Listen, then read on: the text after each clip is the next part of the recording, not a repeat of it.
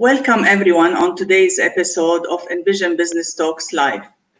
We are joined with a very special guest, a multicultural executive and leader with almost a couple of decades of experience with leading Fortune 500 companies. Her motto, there is nothing impossible.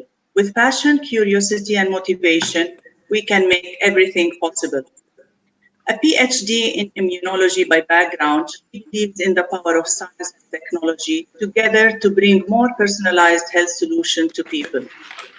By pushing boundaries and constantly redefining the limits of what is possible, we can better prevent and manage diseases and health conditions to make a meaningful impact on people and societies. Today, we open the topic of women in business, the struggles we still face climbing up the corporate ladder, and challenges that come hand in hand with being both an executive and a woman today in today's world. Dr. Naira Adamyan, Head of Virtual Healthcare and Strategy at SANOFI. How are you today? Hello, good morning, good afternoon to everyone. I'm very good. I'm very much excited having this opportunity to talk to such a broad audience, and because also this topic is very close to my heart, as you can imagine. Thank you so much for being with us. All of us, we would like to know, the person, the human behind the screen. What can you tell us about you, about your background? I talked a little bit about your professional background, but we would like to know about who are you as a person? What can you tell us?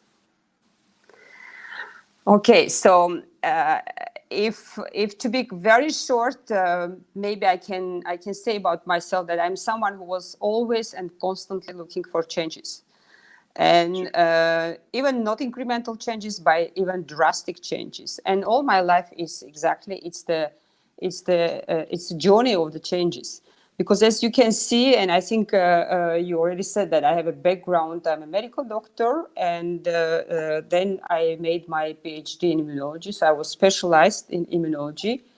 But then in my country where I'm from, and I'm from Russia, so I made my PhD in Moscow. And then, we faced with a very difficult time when it was the Soviet Union fallen and a lot of changes, and I don't want to go really very deep there, but it was a drastic change of the destiny of everyone. And then, of course, I was facing with the challenge, okay, what I'm going to do, because all my dreams in immunology that I'm going to, go for the deep research, and I was at that time working really on autoimmune diseases, and I really admire very much the work I was doing in my scientific part. But then the all financing of the science has been cut, actually. So no way to go for your dream. And then that was exactly the point when I decided to jump to the pharmaceutical industry, and I completely changed my path. And I went to the pharmaceutical industry starting from the very beginning. After my PhD degree, I went to the Johnson & Johnson. I started as a medical representative. So that is my kind of the big drastic change. And of course, it was so difficult to go for that change because I'm coming from the heavy medical family. So my parents, my grandma, everyone is medical doctors. So they couldn't even imagine that someone in the descent generation can go in a different, path. But I did that, and I'm just trying to highlight that this is, and I had this kind of momentum. I had many in my life. So, taking a risk, going for changes, is something which is critically important. That's kind of my motto as well. Fabulous journey, and thank you for breaking the norm and joining the pharma business. I think this is very inspiring as well in terms of we can go beyond the cliches and beyond the norm and find our own path, which is great. Speaking about corporates and companies that embrace diversity and inclusion in all aspects of their business, statistically had outperformed their peers, and there are so many statistics that can support this statement. In terms of women initiative to be sponsored, what kind of initiatives have you seen companies implement that were successful in getting more women sponsored? Yeah. Well, I think you are touching several elements here, because one element is indeed why we are so keen to go for diversity and inclusion. So why this is important? Yeah, of course, there is a lot of statistics saying that in a diverse organizations, revenue stream is higher, let's say up to 20%. There's a recent publication. The problem solving is much better. So there was a recent statistic that in the diverse organization, 87% decisions are made right, flashing back and looking at at the past that company is going through, the making different decisions. So which is very, very high, because it's almost 80%, 90% of decisions are really going in the right direction. It's very, very high. Now, why it is important now, and it will be even more important in the future, because diversity is a cornerstone for innovation. And if we're talking about future, probably different leadership skills will be at a spot in Of a in course, a yeah. in a in a, in a top three, much different than now and than it was in the past. And innovation, creativity, empathy, communication, collaboration, which goes in the one pack, is another element. And influencing is third element. So if if you are looking at all these things, that I can say that women have a huge role to play in that, huge role. It's no anymore, the analytical and technical skills which matter for successful CEOs. It's other way around, yeah. And I don't want to, of course, to continue this list, which also says the managing complexity and being able to adjust yourself in uncertain environment, etc., etc. So I think if you go to kind of traditional, which has been dominating the place of woman many decades ago, this is exactly elements that women are doing much better. Managing complexity, being expressing a lot of empathy, etc., etc. So I think this is kind of the traditional skill set that we have it. Now, if go back to the future skill set, I would like to highlight innovation, because innovation is, again, the cornerstone, and you cannot innovate when you don't have diverse organization. And of course, diversity goes much beyond only gender diversity. It goes, I'm particularly also keen to have in my team, for example, cultural and background diversity, because then in this case, different people are looking at the same problem, which we need to crack, we need to tackle from the different angle, and you are coming to the 360-degree solution. But gender diversity, of course, is number one, which we have to solve. Now, what I'm saying, it was just the kind of explaining why it is important. But if we go now to what we are doing in big companies, yeah, there are two elements. One element is, are we creating the environment when female leaders can flourish? This is the first. And second, I think you touch upon is kind of a mentorship and sponsorships. Is there a difference? And how we are tackling that. So because in many companies, I have to say, these are confused, and sponsorship and mentorship is not considered as the separate element, which is actually not true. It's a really very separate element. Absolutely. Well, now, if to be very, very short in Sanofi, we communicated externally that until 2025, we would like to have 50-50 gender balance in our senior leadership pool, yeah, in our executive pool. Because why I'm saying exactly in that pool, because currently in a different level of the organization, we are already 50-50. But what we are trying to do is really make a women career or female career is more sustainable, and let them advance at a very high level at at executive level, so which is very important so for us. And we are launching a number of initiatives, among which there we have a specific training for those female leaders who are demonstrating potential to become a senior leader. And we call it Elevate. So it's really very much unleashing your energy, your self-confidence, and it's a lot of, it's a 9 months journey. So it's not kind of a one training. It's really a good program. We already have we have 3 cohorts only, but we already have a very good advancement of the female leaders leaving that cohort. So the promotional rate is much higher than somewhere else in a different parts.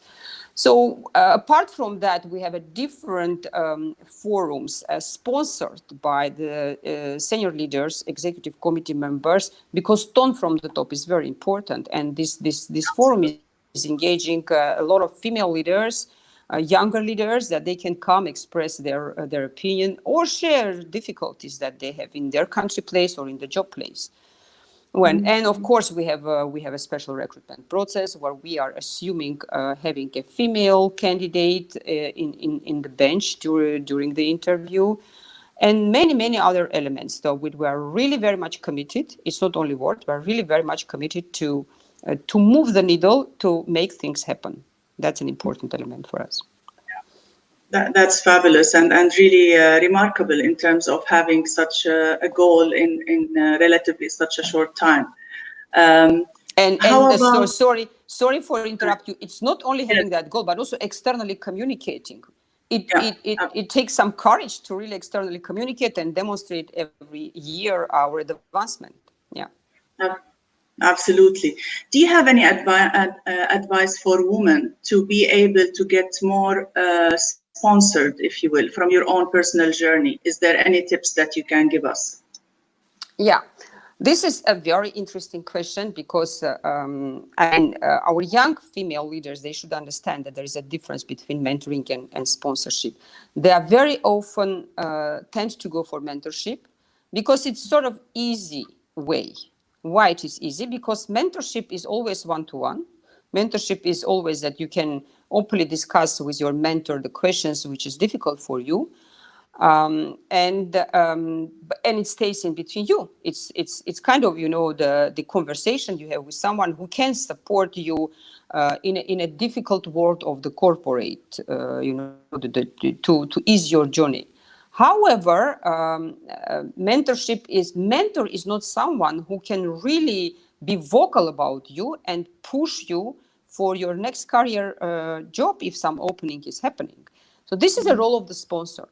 Now, I have to say that I discovered that I have a sponsor in my previous company only when I actually have some advancement, and I realized that there are a couple of other people, but my manager were really supporting and sponsoring me and making sure that I will get the job.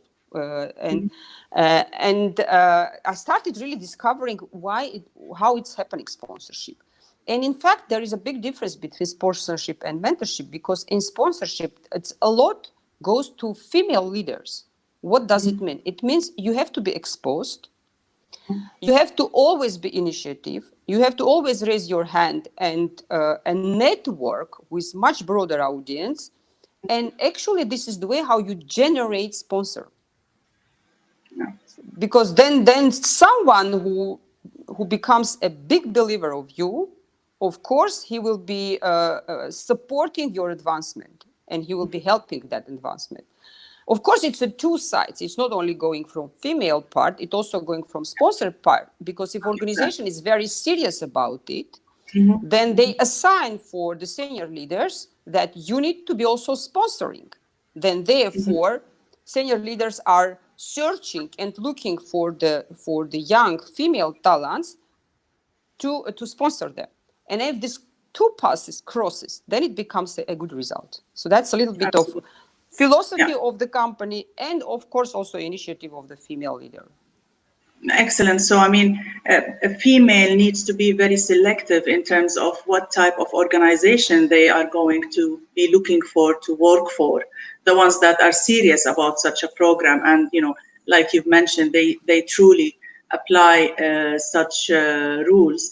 And it's also the responsibility of the individual to be more vocal, to be more present, to be more, networking, so that we can be more visible in a way.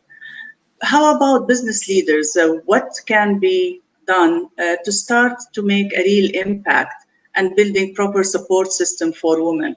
What is needed from business leaders, in your opinion? Well, I think I like approach that SANOFI took, that we set up a clear goal. I think this is absolutely necessary to have a clear goal. And this goal, which we communicated externally, should be communicated and translated for each and every senior leader goal. Okay, so if for example, if we communicated have to 50-50 and I am as a senior leader having only 40-50, then I know that for the next 5 years, I need to increase 10 points. And then I start thinking Exactly. how I can do that. And Sure. then it becomes a very, very special and specific program that I need to roll out, because if I have a, let's say, region, then in the region, Yeah. the leadership paradigm and profile and pattern is very different, female leadership. For example, in Europe, they are also, I mean, I don't want to create an impression that this problem does not exist in Europe. It does, in a little bit in a different way. And in Middle East, it's a different way. In Asian countries, a different way. So that is why, and I think the senior leader has a mission to translate that common corporate goal into the very specific, culturally tailored ways of doing things.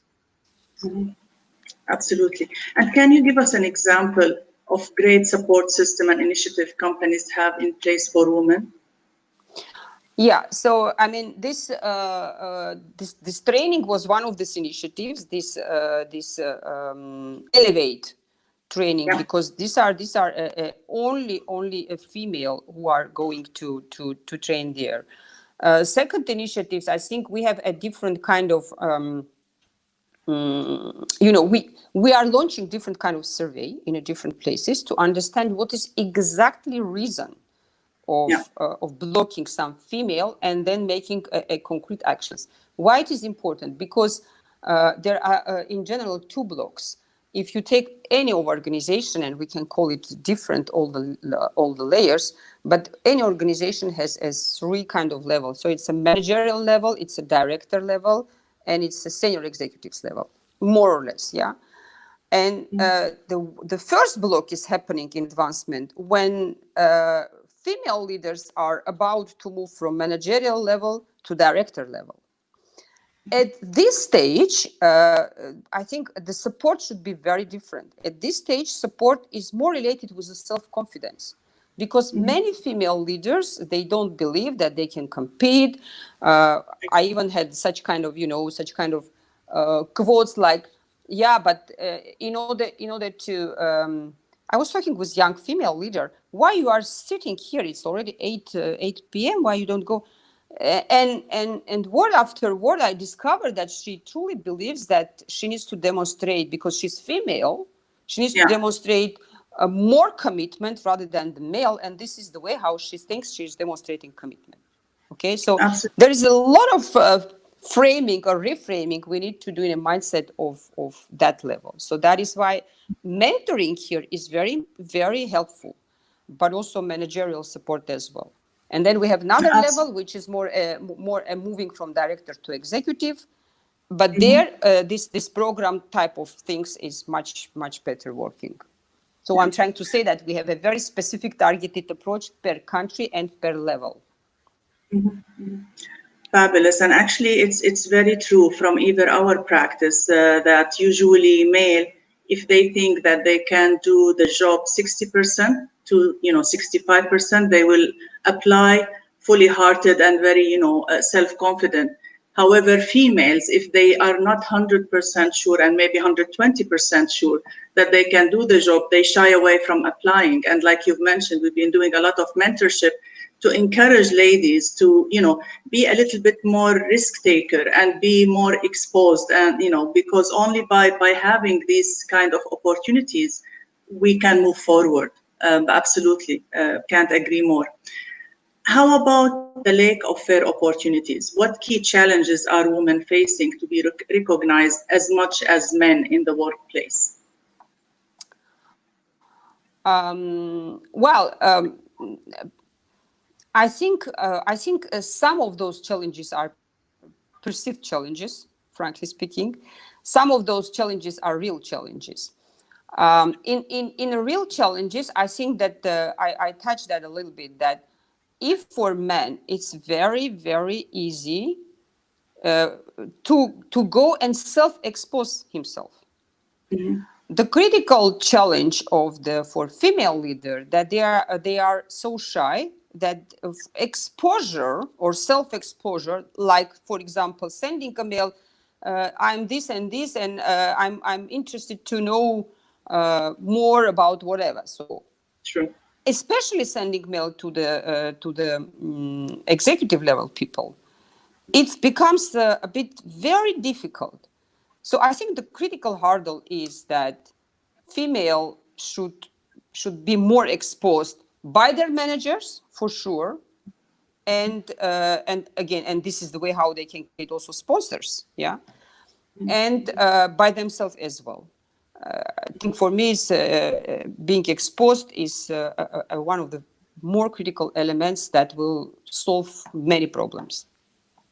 Absolutely. Absolutely.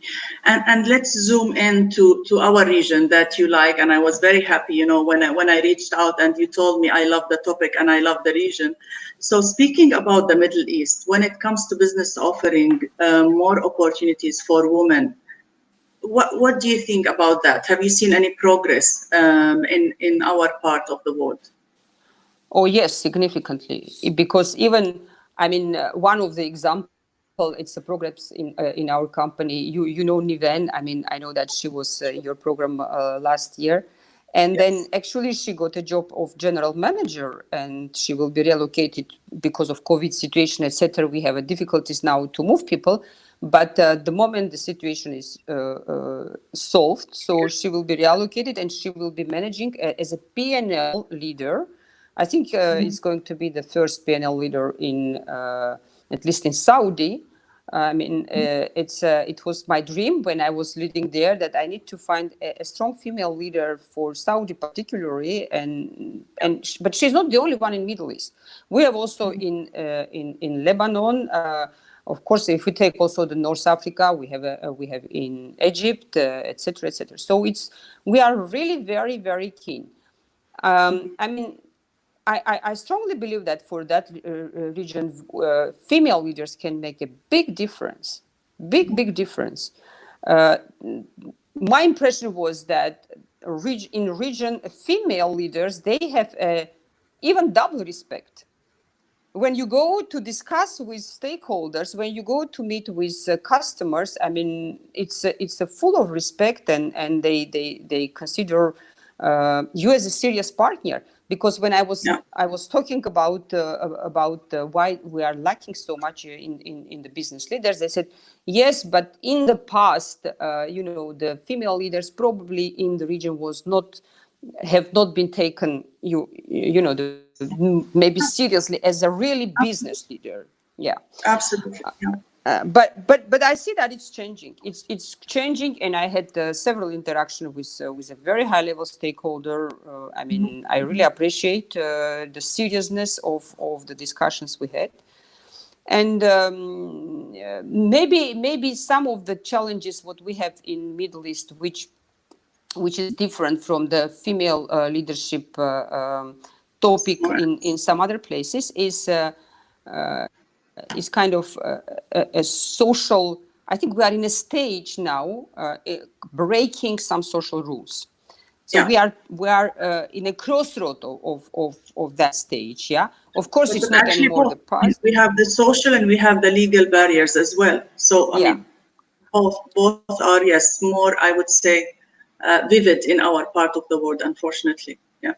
Exactly, but I see that there is a lot of course, awareness on the legal barrier. So legal barrier is gradually probably will be will be decreasing or diminishing, specifically if we want to build in Middle East and Middle East as a part of the global and globalized culture. Yeah. True. But I think, this social barrier and legal barrier is still there, and we should recognize that. In the meanwhile, I don't think that we need to sit and wait until someone decides to lift up all these barriers. Probably should be some push also from the side of the female, that it's a time that we reconsider our role in society, and we want to have impact, we want to have a social importance, and we want to play a very different role, first of all because we can, and second because this is the way how we can contribute in a country flourishing and GDP and many other elements. Absolutely, I can't agree more. I mean, according to McKinsey's report, that 12 trillion US dollars could be added to global GDP by 2025 if gender equality is advanced, and of which 0.6 trillion will be added to MENA countries' GDP on its own. So it's remarkable what could be also of a financial impact, beneficial, I mean, profitable, actual P&L of having such a practice. Absolutely. And have you noticed? And there is also just a small remark. There is also, of course, also a lot of notion that in a Vision 2030, for example, in Saudi Arabia, there is a lot of economical elements that they would like to have a less and less dependence on the oil exportation. Right. And I think in diversification of economy, women can play a critical role, very critical role. Absolutely. Is there any specific sectors that you have noticed that there has been better progress versus the others in the Middle East, in our region? Well, I particularly see that in healthcare sectors, it's much better than in some other sectors. I'm not very much familiar with other sectors, but I see interesting that I see the being in Paris and being in US because I graduated my business school in US, and I had a classmates coming from Middle East there, the female, and the same I see because I see that my daughter, she's also within the networking with some Middle East females. And it means that we have here a lot of people who are educated in a business part, being female in a business school. I don't know how much they are coming back. Of course, I don't have that statistic, but I see that for the time being, healthcare is probably leading, and I am pleased to see that even among officials, we have already female leaders in healthcare, which is or opinion leaders, or the famous doctors, etc. So that's already very good sign, and maybe we should start from somewhere. Why not to start from healthcare to advance it even more?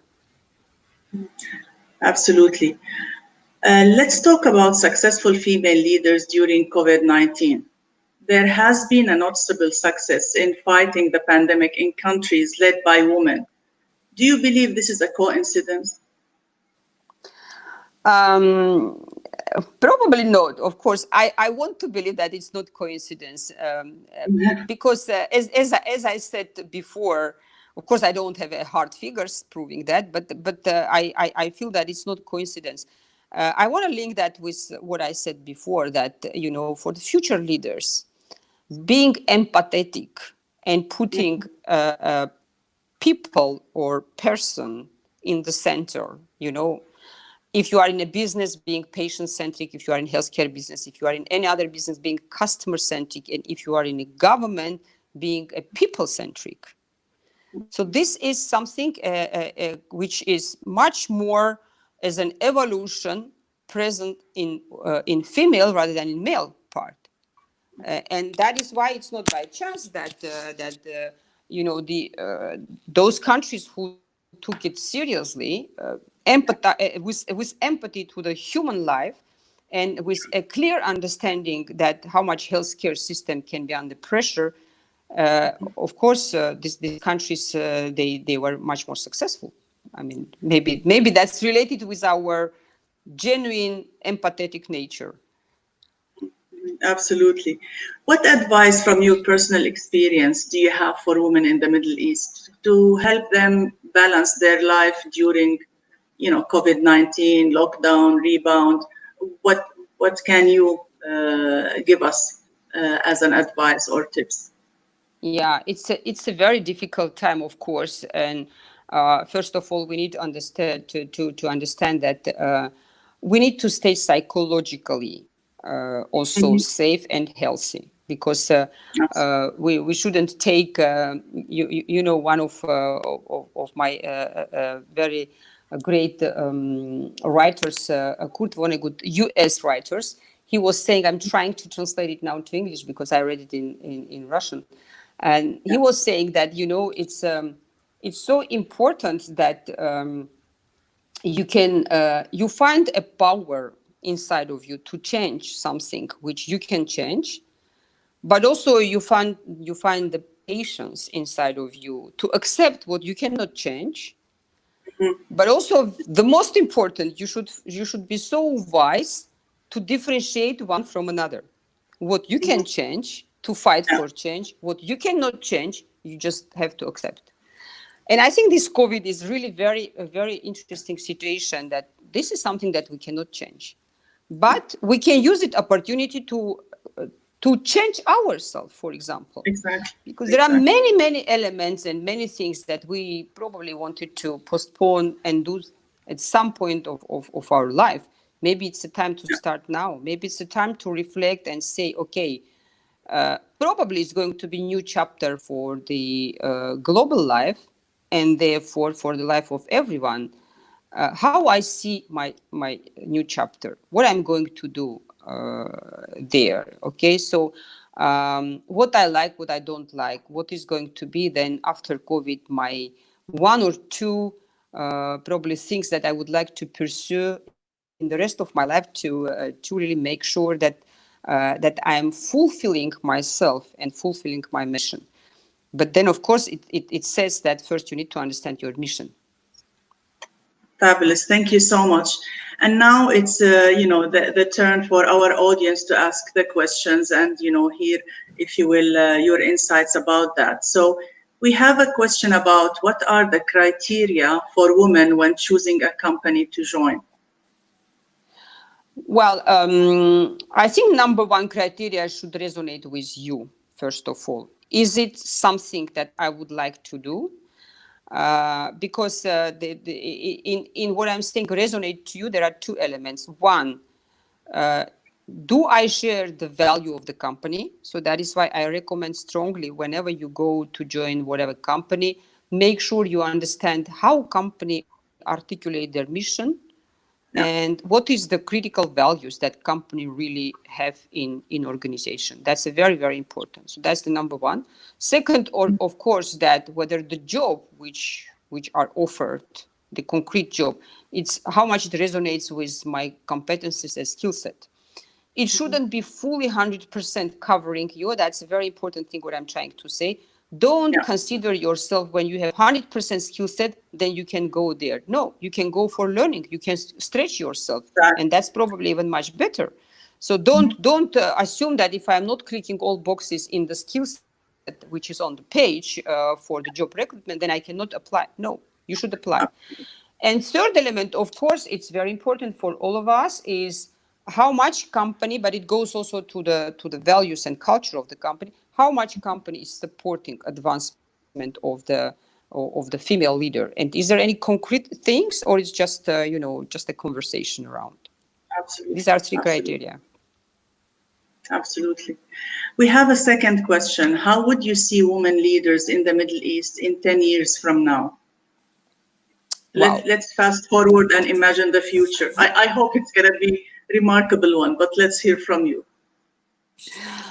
You know, Middle East is a region which is full of opportunity, full of energy, because it's really people are really very, very, and full of culture.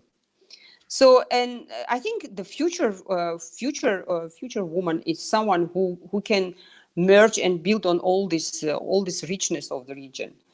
if being more concrete, I think I see a lot of women, first of all, working and doing something which is close to their heart. It's very, very important, because just working, it doesn't fulfill you. When you choose to work, you need to understand that this work is really adding value to me, and I'm adding value to the work, to the job. I think that I see in 10 years from now, I see the profile of the Middle East woman is someone who is very clear in what she wants from the life and how she's going to pursue that. This is already big step forward. It's not what I'm expected by my family, mother, father, brothers, whatever, what I need to do. It's what I want to do. Articulate Exactly. that and go for that is the critical change that we need to make happen in Middle East. Great, thank you. Thanks, Dr. Naira, for sharing a very clear and powerful message. The question is, in your opinion, how we can be more influential and increase our leadership impact to create a long-lasting personal and professional change? Wow. So it's basically, it's a very good question, first of all, really very good question, because... Thank you, Alessandra. Yeah, thank you, Alessandra. For the future, influencing skills is going to be one of the critical leadership skills. And there are a number of trainings and books how to influence. But the most important elements on how to influence and therefore how to become more influential is to be super clear what you want to say or do, at which point, to whom. So right message to right person at the right time is making big difference. So that is why when you want to move the ball, move the needle or the roll the ball, you need to understand, first of all, who is my stakeholder? Mapping. Exactly. Yeah. Whom I need to say this. Second, what I need to say, or maybe not only to say, but also to make to presentation, to make to invite on event, etc. What I need to say, and when I need to do that, and then you will be exactly then the moving your ball at the target. Yeah, right, spot on. Thank you so much.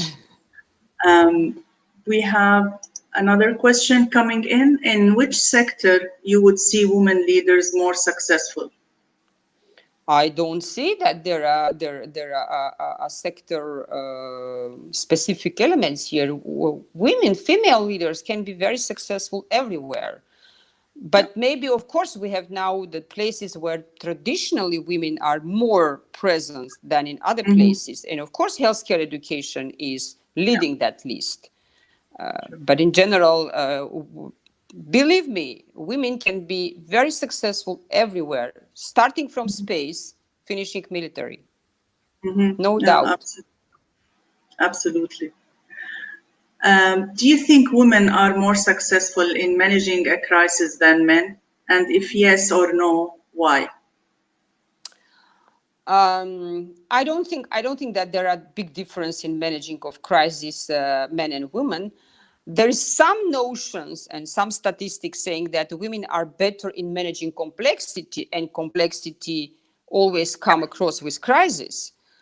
From that perspective, maybe there is no hard statistic on that, but I have seen in my life a very good crisis manager, man crisis manager, as well as female crisis manager. So I don't think that it's associated with gender, but for sure, the managing complexity. In the meanwhile, crisis also related with your ability to centralize power, because in crisis you cannot continue to be in a democratic way working. The crisis, it means you should do centralize power, make decisions, and implement in a disciplined and fastest way. Here, probably we have some learning. We need to have some learning from men. Yeah, you're right. So, a bit an army style in a way to ensure that things are being done Exactly, on time. exactly, because this is Yeah, exactly the crisis mood. Yeah. absolutely. What are the main qualities women should have when getting in the workplace, especially in MENA region? Is there any specific qualities that you think women need to have uh, to be able to excel? I think I don't think that there are specific qualities for men and women to excel in the job. But what is important in if go to the region, what is important that don't hesitate, ask questions, because sometimes I see that and it happens with me in exactly in Middle East, that she she's hesitating ask questions because she thinks if she asks these questions she may be perceived that she doesn't understand something, Yeah. or I mean, no, other way around. Asking Mhm. questions demonstrate that you are engaged and you Yeah. have a thinking a path in your mind, because if you don't ask questions, either nothing clear or everything clear is very rarely happening. So that Yeah. is why don't hesitate, ask questions, raise your hand, go initiatively to your manager and challenge. That's an important, because current bear in your mind, current employer, they are much more looking for someone who is thinking, a good thinker, critical thinker, rather Exactly. than having a skill set. Because skill set you can train in a very short timeline. But the critical Exactly. thinking is something you cannot train, at least very in a short timeline. So demonstrate your critical thinking. Excellent. I mean, very good insight. I have personally done quite a large amount of interviews myself, and I can honestly say this is one of my favorites. Thank you so much, Dr. Naira, for joining us today. Business is becoming a better place for women because of voices like yours. I would like also to thank our audience. Stay tuned for another episode of Envision Business Talks Live with Ms. Raja Al Mazroui, Board Director, Top 100 Women in FinTech, an Emirati lady, actually, the UAE Financial Innovation Executive. This is going to be on Tuesday, July 28th at 6 p.m. Dubai time. And if you have any further questions for me or Dr. Naira, you can follow us on our social media channels and post any questions. Thank you very much. Thank you, Dr. Naira. It's been a pleasure. Thank you very much for having me. Thank you. Have a Pleasure. good day. You too. Thanks.